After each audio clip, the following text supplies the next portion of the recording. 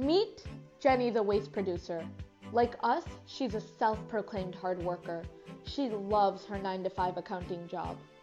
After a day's long time of work, she goes out with her friends, takes selfies, and eats overpriced food. It's her version of unwinding. One day, Jenny, the waste producer, gets a bonus. She's super happy. That bonus is perfect for buying the latest version of the MacBook and iPhone. So she discards her old devices in the garbage, not wanting the outdated nature of it to rub off on her. Believe it or not, we all have Jenny, the waste producer, inside of us. Now I know what you're thinking. What? No way. But let me explain.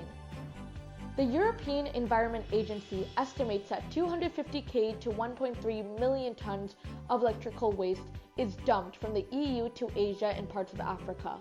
This amount produced is only from the EU, not including other developed nations. This shows the increase in overall waste production in the developed world because of rapid changes of preferences in the growing population. Additionally, people are becoming more and more consumer-oriented than the past, and we rely more on devices to aid in completing daily tasks. The problem?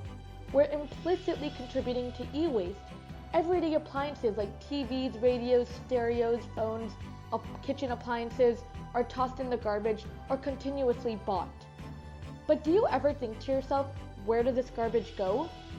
Developed countries such as the ones in Europe or in North America send their waste to developing nations. The number of waste grows 3 to 5% annually. They pay for developing nations to take in their waste. For example, China's government established a collecting fee of $50 US per ton of waste. It started in the late 1980s when US and European companies began to apply for UWEPA approval. This approval granted these companies permission to ship hazardous waste to developing countries overseas. Although there were regulations limiting the type of waste that could be exported, shippers of this waste found ways to get around the system. This meant mislabeling the waste that was in the containers and incorrectly classifying them. This loophole allowed for more hazardous material into developing countries. For example, the dumping of toxic waste around the Ivory Coast was by a multinational company by the name of Trafigura, who had lied about how toxic the waste was. This had terrible effects. One victim recalled, "First, the smell suffocated us, and then we couldn't breathe. I had terrible headaches, colds, and when I blew my nose, there were blood clots coming out." Countries that export their waste end up creating informal economies that endanger the lives of residents. This is through creating e-waste landfills. Ghana, Africa has Egbogbloshi, known as one of the world's biggest dumps where scores of workers burn waste and strip valuables from electronics. Residents within Ghana are knee-deep in this waste, and when they burn the materials, they release toxic fumes that contribute to emissions, and inhaling the air is dangerous. These dump sites can also block crucial stormwater drainage systems, thereby creating toxic flooding. Experts say electronic waste affects nearly every system in the human body because they contain components such as mercury, lead, cadmium, and other components. The health effects of these toxins cause birth defects, brain, heart, liver, kidney, and skeletal damage. These materials pose serious health and safety risks to children who may pick or play with them.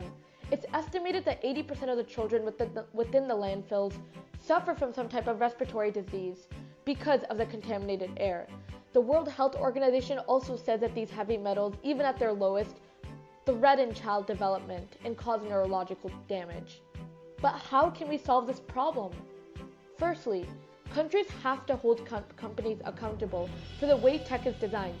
For example, Germany is adopting a regulation where e-waste policies have to let designers know that they must design products in a specific way that is good for recycling, or else the government will not allow it for it to sell.